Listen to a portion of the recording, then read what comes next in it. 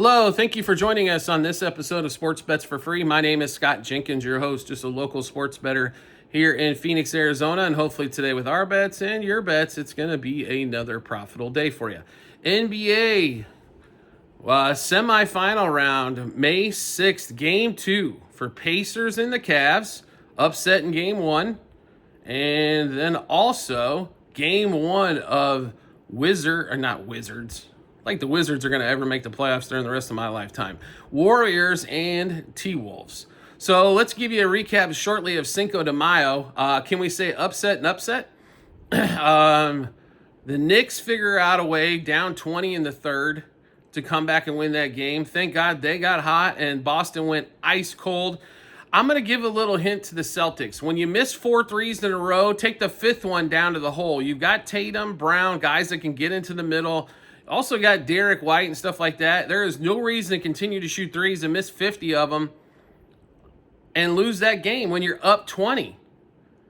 No reason whatsoever. Here's your second thought. Don't put Brunson solo. Get the ball out of his hands.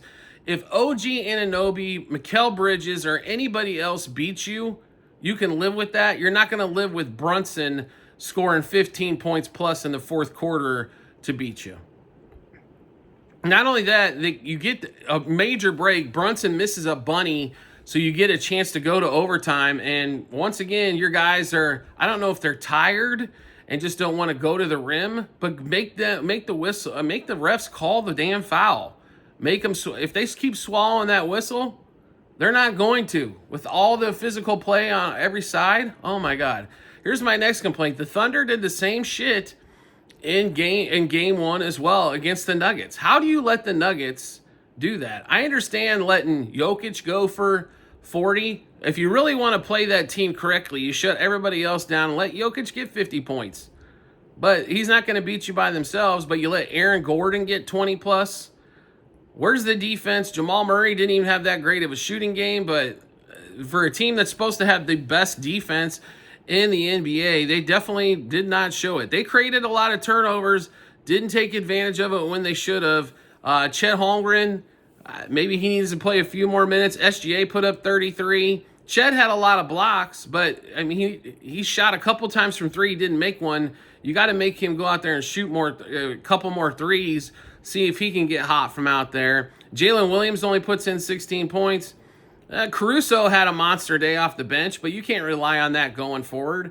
Caruso's not the guy that's normally going to score a bunch, but disappointing from the Thunder. I was more disappointed than the Thunder than the Celtics. You can kind of see where both teams should have won. It was pretty easy to kind of point out. I expect both teams to win game 2 when it comes to Wednesday night. But Tuesday, we're going to get to this one first. So Pacers-Cavs will be the early game here, 7 o'clock Eastern time. So the Cavs, supposedly Garland is questionable to doubtful. And all of a sudden, Mobley and Hunter, who both finished the game now, are all of a sudden questionable to doubtful as well, even though the book's showing them all there. If Mobley and Hunter and Garland, all 3 are out, I think that definitely cripples the Cavs. Not necessarily where they can't win the game, but the line's still at 9, like all those guys are going to play, which is way too high if those guys don't play. So we're going to take a little bit of risk here. Normally, if a better team loses game 1, you play in game 2 as they come out and smash. But with the injury possibilities here, I think you still have to go with the Pacers. And I'll tell you right now, if Donovan Mitchell takes another 30 shots, the Pacers could be up 2-0 heading back to Indy on this one here. So we'll give you all the bets that we've got in this game here. Pacers +4 first quarter, 6 first half, 9 for the game. Aaron Nesmith, 13 plus points. Ty Jerome, 15 plus points. Miles Turner, 14 plus points. And Mr. Nembhard, 13 plus points. Halliburton, 3 plus threes. That line did come down on a couple books to where he's just got to make 3. If he's at 4, it's under all the time for us on that one. Strus, under 2.5 threes. Nembhard, 2 plus threes. Miles Turner, 7 plus rebounds. He had double-digit rebounds in game 1. That was a big rebounding game for him, no question at all, but we think he can get 7 there, especially if Mobley's out. Halliburton, 10 plus assists. Donovan Mitchell, who wouldn't pass the ball in game one if you paid him to. Oh, they do pay him to occasionally. Under 5.5 assists. Miles Turner, 2+ blocks. Then we get to game one, Western Conference semifinals. T-Wolves Warriors. This should be a defensive slugfest, I think, the whole series. The T-Wolves, even though they're not as good defensively as they were the year prior, they're still good defensively. Warriors, ever since the Jimmy Butler trade, have turned into a defensive almost juggernaut. The defense was suffocating to Houston.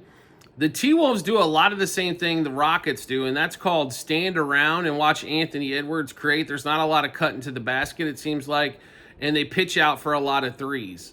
The T-Wolves probably can hit a few more threes than what the Rockets can. They do have more experience, but we expect low-scoring games here. The total on this game here, 209.5. But honestly, we think this game's under, and we think this game can finish in a $180 range here.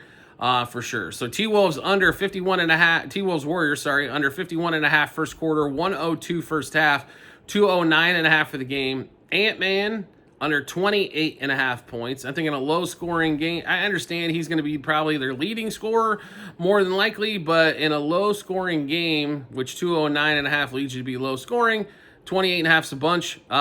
Curry under 26.5. As I think they're going to really focus on trying to shut Curry down, as did the Rockets. Curry under 4.5 threes, Ant-Man under 3.5 threes.